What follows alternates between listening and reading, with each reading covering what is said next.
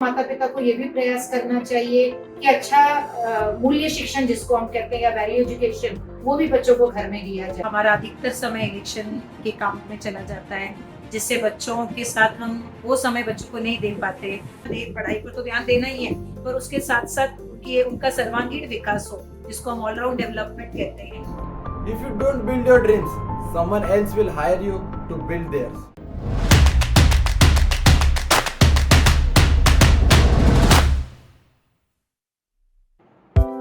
Education system plays a major role in the foundation of the child's growth. But क्या ये education सही में growth का काम कर रहा है? आज हम बात करेंगे अस्मिता मैम से, जिन्हें 20+ years of experience है टीचिंग फील्ड में. So keep watching and enjoy till the end. नमस्ते। तो आज हमारे साथ एक शिक्षक है जो कुछ महत्वपूर्ण विषय पे हम बात करेंगे, कुछ चर्चा करेंगे।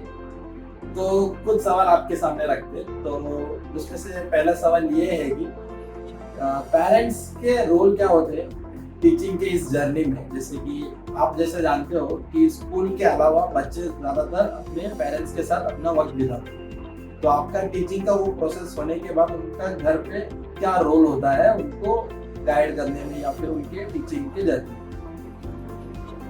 वैसे देखा जाए तो बच्चे बहुत सारा समय अपने माता पिता के साथ घर पर बिताते हैं। हम शिक्षकों के साथ तो केवल 5-6 घंटे होते हैं।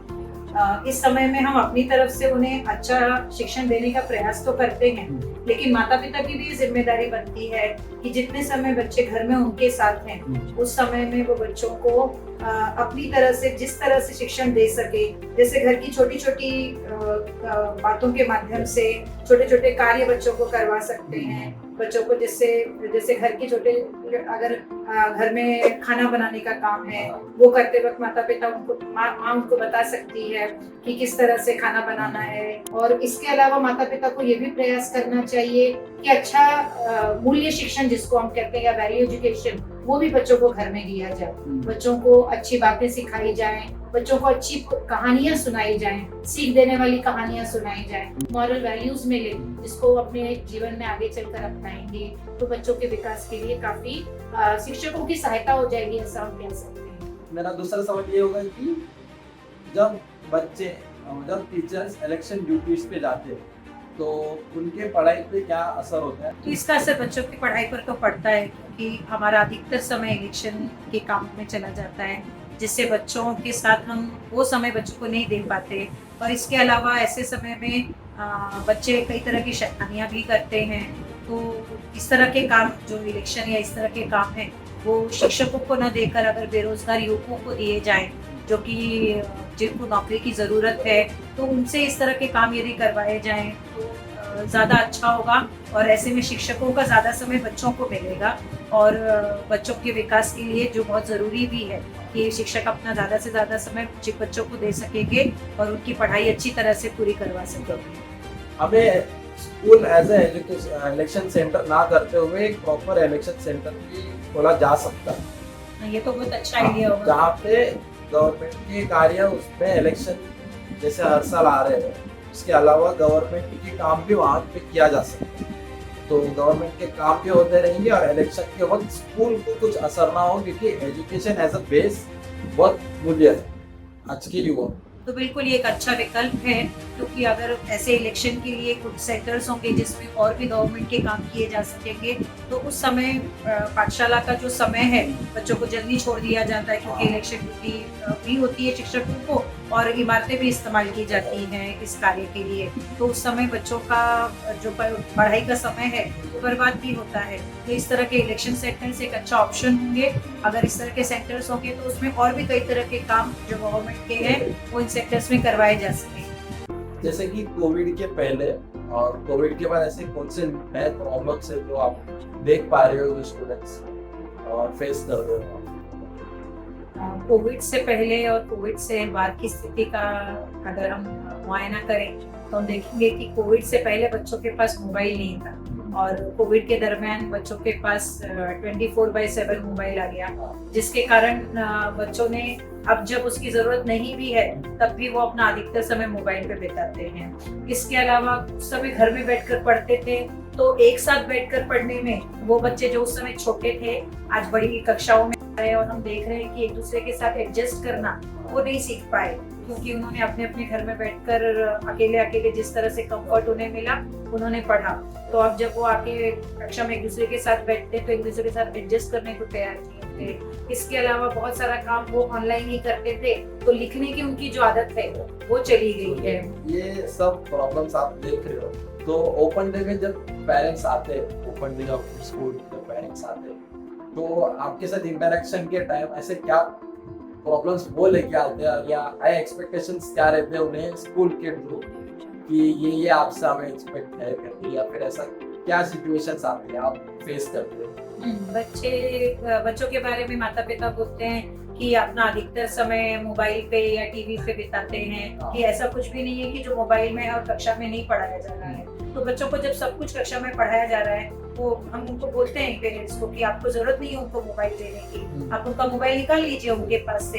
तो स्कूल एज अ स्कूल पढ़ाई को ना सिर्फ ध्यान देते हुए वो करिकुलर एक्टिविटीज में ऐसे कौन से एक्टिविटीज आते हैं जो स्कूल एक्चुअली पुश करते हैं? और इसके अलावा जैसे कि मेरा ये मानना है कि स्कूल को सॉफ्ट स्किल्स पे भी थोड़ा फिलहाल ज्यादा ध्यान देना चाहिए। सॉफ्ट स्किल्स से आपका मतलब यदि संघ भावना से है, टीम स्पिरिट से है कि साथ में खेलें, लीडरशिप से है, तो इसके लिए पाठशालाओं में अलग अलग गतिविधियां करवाई जाती हैं, वो करिकुलर एक्टिविटीज होती हैं। इसके माध्यम से हम ये प्रयास करते हैं कि बच्चे केवल पढ़ाई पर ही ध्यान ना दें, पढ़ाई पर तो ध्यान देना ही है, पर उसके साथ साथ उनका सर्वांगीण विकास हो, जिसको हम ऑलराउंड डेवलपमेंट कहते हैं। तो उसके लिए बच्चों को पब्लिक में बोलना आना चाहिए, बच्चों को नेतृत्व करना आना चाहिए। तो हम कक्षा में जो मॉनिटर बनाते हैं तो उसके माध्यम से हम एक्चुअली बच्चों में लीडरशिप भी लाने का प्रयास करते हैं कि पूरी कक्षा को शांत कैसे रखा जा सकता है। तो इस तरह की और भी योजनाएं आ सकती हैं, या जैसे कि अभी नई एनईपी आ रही है जिसके माध्यम से बच्चों में छोटी कक्षाओं से ही उनके चॉइस के विषय उनको दिए जाएंगे, जिससे उनके लिए डेवलपमेंट करना और ज्यादा आसान हो जाएगा, ऐसा मुझे लगता है। गवर्नमेंट ऐसे नई कौन सी स्कीम्स ला रहा है स्टूडेंट्स के डेवलपमेंट के लिए, स्टूडेंट्स के ग्रोथ के लिए, ऐसे कौन से नए स्कीम्स ला रहा है?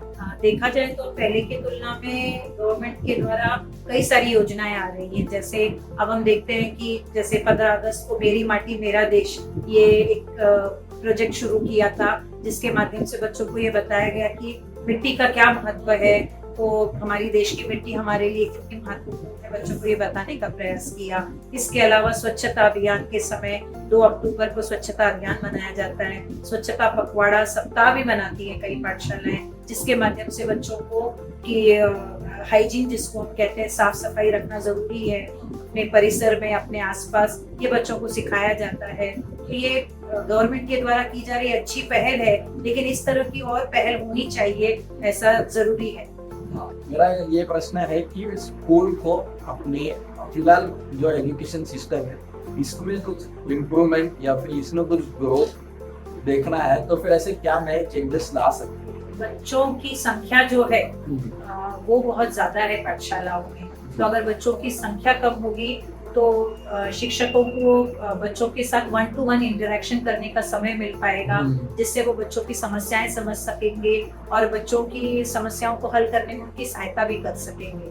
आज बच्चों की संख्या अधिक होने के कारण कई बार ऐसा होता है कि हम चाहते हैं कि बच्चों की मदद कर सकें, लेकिन उतना समय नहीं होता हमारे पास, अपना सिलेबस भी पूरा करना होता है उतने समय में। तो ऐसा लगता है कि कभी कभी हम वहाँ पर बच्चों को अपना पूरा जो है 100% नहीं दे पा रहे हैं। तो वही संख्या अगर बच्चों की कम होगी तो हम बच्चों की समस्याएं जान सकेंगे, उनके विकास में, उनकी क्षमताओं के विकास में उनकी सहायता कर सकेंगे और अच्छी तरह से सहायता कर सकेंगे। इसके अलावा ये भी जरूरी है कि हमारा जो सिलेबस है थियोरेटिकल होने की जगह ज्यादा प्रैक्टिकल हो। बच्चों को ऐसे स्किल्स सिखाए जाएं जो आगे चलकर उनके लिए कमाई का साधन बन सके। हम ऐसा सुन रहे हैं, जहाँ तक हमने एनईपी के बारे में जाना है, कि उसमें बच्चों के एकेडमिक्स के साथ साथ वोकेशनल स्किल्स के ऊपर भी जोर दिया जाएगा, जिससे कि बच्चे अगर वोकेशनल स्किल्स अगर एकेडमिक्स में अच्छे नहीं भी हैं और वोकेशनल स्किल्स उनके डेवलप होते हैं तो वो अपने लिए एक अच्छा फ्यूचर सिक्योर कर सकेंगे और उनके लिए एक अच्छी मतलब आगे चलकर उनके लिए बहुत सारे अपॉर्चुनिटीज उनके लिए भी अवेलेबल होंगे, ऐसा सुनने में आया है। तो जो एक अच्छी पहल है गवर्नमेंट की तरफ से, ऐसा मुझे लगता है। सो मेरा आखिरी क्वेश्चन ये रहेगा कि स्कूल सोशल वर्क के लिए ऐसा क्या एक्सपीरियंसेस दे रहा है इस एजुकेशन सिस्टम बच्चों के लिए, बच्चों के थ्रू ऐसा कौन सा ऑर्गेनाइजेशन या फिर ऐसे क्या स्टेप्स ले रहे हैं ताकि बच्चे सोशल सर्विस या फिर सोशल वर्क के थोड़ा एक्सप्लोर। जब भी नेचुरल कैलामिटीज आती हैं तो उस समय लोगों को बहुत सहायता की जरूरत होती है, तो हम अपने बच्चों को मतलब पाठशालाएं भी और गवर्नमेंट भी अपनी तरफ से जो फंड कलेक्शन करता है उसका उद्देश्य यही होता है कि बच्चे समझें, दूसरे की परेशानियों को समझें, ये समझें कि आज उनको जरूरत है तो हमें उनकी सहायता के लिए खड़ा होना है, उनको मदद करने के लिए आगे आना है। तो हम बच्चों को ये समझाने का प्रयास करते हैं पाठशालाओं में कि बच्चों को दूसरे के दुख से दुखी होना है और उसमें किस तरह से वो दूसरों का दुख कम कर सकते हैं उसके लिए प्रयास करना चाहिए, ऐसा हम बच्चों को समझाते हैं। सो आपसे बात करके बहुत अच्छा लगा। आपका पर्सपेक्टिव क्या है, आपका ओपिनियन क्या था, वो थोड़ा क्लियर हुआ है आपसे बात करके। तो इससे बहुत कुछ बातें हैं जो लोगों को नहीं पता, इस वीडियो के माध्यम से शायद वो क्लियर हो सकता है। मेरा यही प्रयत्न होगा कि आपकी कीमती समय और आपके विचारों को सही जगह पहुंचाए। धन्यवाद। लोग सपने तो बड़े देखते हैं बट पूरा नहीं करना चाहते। 10th के रिजल्ट्स के बाद कौन से स्ट्रीम में जाना है ये हमारे पेरेंट्स डिसाइड करते हैं, कौन से कॉलेज में जाना है वो हमारे परसेंटेज के हिसाब से सोसाइटी डिसाइड करता है, और करियर ऑप्शंस तो दोस्त कहाँ जाएंगे वहां जाएंगे। आज के इस समाज में, आज के इस सोसाइटी में अपने लीग के बाहर कोई काम करना ही नहीं चाहता। अगर यही सोचते तो ट्राइबल्स के एंटिक्स कभी एयरपोर्ट पे नहीं बिकते। हम दिन भर दिन ऐसे सोसाइटी में रहते हैं जिसमें सब कुछ बहुत ग्रूम्ड है। कोई स्टार्टअप या कोई आइडिया पे काम करना शुरू तो करो, इस कम्युनिटी को अपना लैब बनाइए। एक बार आइडिया थ्रो करके तो देखिए, वर्ल्ड के बेस्ट इन्वेस्टर आपको फाइनेंस करने को और सपोर्ट करने को रेडी है। और आउट ऑफ लीग काम करना इतना ही आसान होता तो कहाँ छुपा है ये growth. If you don't build your dreams, someone else will hire you to build theirs. So dare to think different, dare to dream different, and dare to live different. Jai Hind.